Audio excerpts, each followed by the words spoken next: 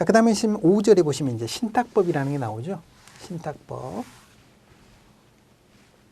신탁이라는 건 말 그대로 그겁니다. 믿을 신, 맡길 탁. 신탁. 믿을 신, 맡길 탁인 거죠. 영어로도 트러스트라고 합니다. 그럼 맡기는데 뭘 맡기느냐? 뭐 금전만 맡기는 게 아니라요. 재산적 가치가 있는 거는 매우 다양하게 맡길 수가 있어요. 그러니까 부동산도 맡길 수 있고요. 뭐 채권도 맡길 수 있고, 주식도 맡길 수 있고, 여러 가지를 맡길 수 있는데 믿어야 되겠죠? 네. 믿을 신, 맡길 탁. 그래서 책에 보시면 첫 번째 줄에 어떤 사람이나 법인을 믿고 무언가를 맡기는 것이다. 개인끼리도 할 수 있어요. 신탁이라는 것은 믿고 맡기고 운영하도록 해주는 거고요. 그래서 보시면 신탁에 관한 기본 법은 이제 기본 신탁법이 있고요. 이걸 업으로서 하는 거. 그렇죠? 그래서 이 신탁업은 자본시장법 안에 6가지 업 중에 하나로 들어가 있습니다. 자본시장법에. 그래서 지금 개정 법안이 이제 이야기되고 있는데 신탁업을 자본시장법에서 밖으로 빼내오는 걸로 지금 개정 법안은 준비되고 있는데 아직 실행된 건 아니고요.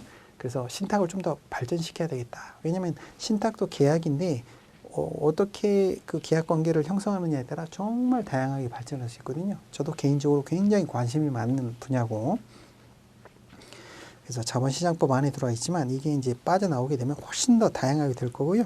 자, 신탁 관계인을 보면 그 가장 이해하기 쉬운 사례가 바로 퇴직 신탁이에요. 그래서 퇴직 신탁의 사례를 들어서 신탁 구조를 좀 이해시켜 드릴까 하는데, 자, 맡기는 사람을 위탁자라고 합니다. 관리하는 사람이 수탁자겠죠. 일반적으로 금융기관, 은행 같은 것이죠. 개인도 할 수 있긴 한데, 자, 그런데 어떤 재산을 맡겼을 거 아니에요. 일반적인 예금은 이 둘 간의 관계로 끝나는 거죠. 근데 신탁은 뭐냐? 한 사람이 더 있어요. 수탁자가 있습니다. 수익자가 있습니다. 수익자.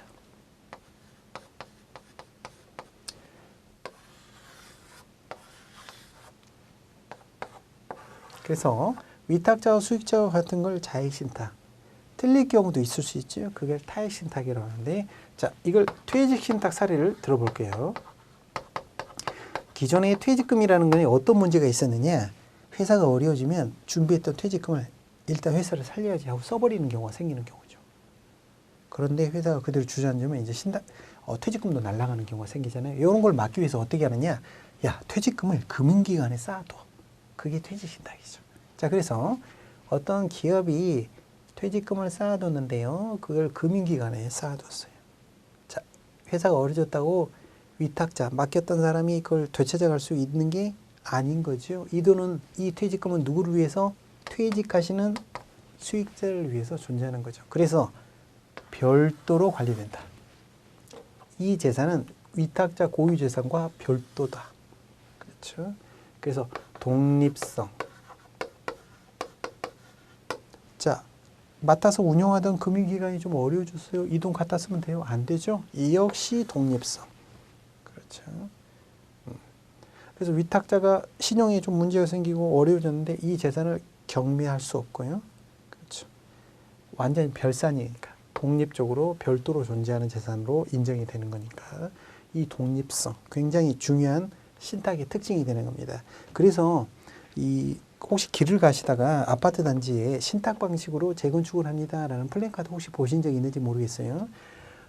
아파트를 가지고 있는 분들이 신탁 재산에 그걸 집어넣어서 하게 되면 혹시 그 아파트 주인이 어떤 신용상의 문제가 생기더라도 그 신탁 재산에 경매 같은 게 못 들어오는 거죠. 그러니까 재건축이 신속하게 더 진행될 수 있겠죠. 그런 것 때문에 신탁 제도를 차용해서 이렇게 쓰는구나.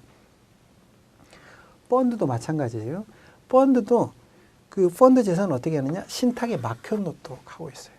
그렇죠? 왜냐하면 그렇게 해야 안전하게 보관이 되니까. 그렇죠? 그래서 신탁 그 펀드에 그렇죠? 신탁 방식도 쓰고 있는 것이다. 펀드도 그렇게 이해하시면 되겠습니다. 자, 그래서 신탁 관계를 보시면 맡기는 사람이 위탁자, 그 맡김을 받는 사람, 운용하는 자가 금융기관이겠죠. 4-2 수탁자. 그렇죠. 금전의 운용 방법 오른쪽에 보시면 분별 관리라는 표현이 나오죠. 예, 다 분별해서 관리해야 돼요. 수탁자도 맡긴 사람 재산을 그 맡긴 사람별로 따로따로 관리하는 게 원칙이죠. 그리고 다번에 보시면 유한 책임이라고 있죠. 실적 배당이라고 같은 이야기예요. 실적 배당. 즉 맡겨서 운용하는데요. 그 운용한 그 현상대로, 그렇죠? 수익이 잘 나면 잘 나는 대로 수익자에게. 심지어는 마이너스가 날 수도 있어요. 운용하다 보면 마이너스가 나면 마이너스 난 대로 수익자에게 포함이 되는 것이다. 충실함은 너무나 당연하죠. 수익자의 이익을 위해서 충실하게 관리해야 되겠죠. 자, 그 다음에 수익자가 있다고 말씀드렸고요. 그래서 4-5 다음 페이지 보시면 수익증권이라는 게 나와요. 수익증권이란 말은 이제 신탁제도, 그 펀드를 생각하시면 쉬워요. 펀드라는 건 뭐냐? 그렇죠? 그 운용사가 그 맡기는 거죠. 그 신탁재산을 운용사가 직접 갖고 있지 않고 신탁재산으로 맡기는 거죠. 그럼 대부분 은행에서도 이제 하나은행과 그렇죠? 국민은행 신탁계정이 제일 많은데 거기다가 이제 신탁계정이 맡겨놓는 거죠. 대신 맡겨놓고 뭘 발행하느냐? 수익증권을 발행하는 거죠. 그래서 우리가 펀드를 가입하게 되면 뭐 100좌, 1000좌 이렇게 좌가 나오는 게 그 수익증권의 좌수를 말하는 거죠. 자, 그 다음에 보시면 신탁의 설정이 나오죠. 신탁을 설정할 수 있는 재산 6-1 보시면 다양한 재산들이 있고요. 부동산도 되고 증권도 되고 여러 가지가 됩니다. 주로 이제 금전이 제일 많죠. 자, 6-3 보시면 신탁재산의 분별관리, 그렇죠. 신탁재산은 수탁자별로 맡긴 의도가 틀리니까 분별해서 관리해야 된다. 6-4 독립성 나오죠. 제일 중요한 특징 중에 하나죠. 그래서 부동산을 만약에 신탁을 맡기잖아요. 그러면 등기부등본을 떼보면 명의가 수탁자 명의로 바뀌어 있습니다. 뭐 형식이긴 하지만 그렇게까지 된다는 거죠. 그렇죠. 그래서 그래서 A 은행이 맡겨놨잖아요. 신탁을. 그럼 A 은행이 소유한 것처럼 등기에는 나오고 밑에 써 있죠. 신탁 계약서를 참고하세요라고 돼 있죠. 자, 독립성. 그래서 독립성을 좀 더 구체적으로 보시면요. 그 다음 페이지 위에서 세 번째 줄 보시면 신탁재산은 명의인의 수탁자의 상속재산에 귀속되지 않고, 그렇죠. 자, 그래서 수탁자가 만약에 이게 개인일 수도 있거든요. 개인이 사망하게 되면 이게 신탁 그 사람의 재산이 상속이 돼야 될 텐데 이 신탁 재산은 상속되면 안 되겠죠. 그렇죠. 수익자의 목적을 위해서 존재하는 거니까. 그래서 신탁 재산은 수탁자의 파산 재산에 속하지 않고, 이 말은 이 위탁자가 파산이 되더라도 이 재산은 별도이고 원칙적으로 강제 집행 경매가 안 됩니다. 같은 논리로 말씀드렸죠. 맡겨놓은 거기 때문에 위탁자에 문제가 생겼을 때 강제 집행이 안 되는 게 원칙이라는 거죠. 자, 그리고 마지막 6-5의 실적 배당이 나왔죠. 투자자 책임 원칙. 그래서 운용되는 만큼 받아가는 것이다. 나머지 한번 보시면, 그래서 저도 개인적으로 굉장히 관심이 많은, 그렇죠. 대표적인 게 이렇게 활용할 수가 있어요. 뭐 시험에 나올 건 아니고요. 가령 장애인 자녀를 둔 부모가 있다고 생각해 보시면, 자, 믿을 사람한테 맡겨놓는 거죠. 그냥 물려주게 되면 장애인인 자녀가 관리를 못하는 수가 생기는 경우가 종종 있잖아요. 그래서 믿을 만한 사람이나 법인에게 맡겨놓고 그 신탁계약을 작성하는 거죠.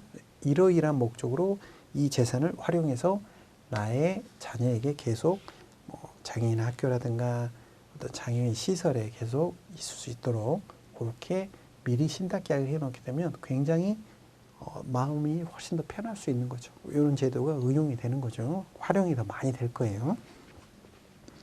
자, 9-6 보면요. 집합투자와 신탁이라고 있죠. 펀드를 생각하시면 된다고 말씀드렸습니다. 그래서 펀드는 신탁재산을 맡겨놓고 수익증권을 발행하게 되는 거죠. 자, 나머지 보시면 신탁상품의 종류 보시면요. 10-3의 특정 금전 신탁과 불특정이라는 말이 나오죠. 특정이라는 건 뭐냐? 운용 방안을 특정한 거예요. 그렇죠? 나는 주식을 줬는데 예를 들어서 이러이러한 회사만 매매를 해주세요. 뭐 그렇게도 지정할 수 있는 거예요. 거기에 따라서 운용하면 되는 거니까. 세 번째 줄을 보시면 특정 금전 신탁은 위탁자가 지정한 운용 방법에 따라서 운용하게 된다. 그러한 것이 없는 게 불특정이 되겠죠. 지금 은행의 불특정 금전 신탁은 연금 신탁 딱 하나밖에 없습니다. 다 펀드로 흡수가 됐거든요. 자, 그리고 다음 페이지 보시면 일임형과 비일임형인데 여기 이제 ISA라고 새로 생긴 상품이 있잖아요. 이런 상품 때문에 이제 그렇죠? 일부를 맡겨놓은, 그렇죠? 그게 일임형인 거죠. 운용 방안에 대해서 맡겨놓은 거, 그렇죠? 그게 일임형 신탁이 되는 거고요. 비일임형이라는 거는 이제 맡기는 사람이 다 그 권한을 가지고 있는 게, 운용에 대한 권한을 가지고 있는 게 비일임형이 되겠습니다. 참고로 좀 보시면 될 것 같고요.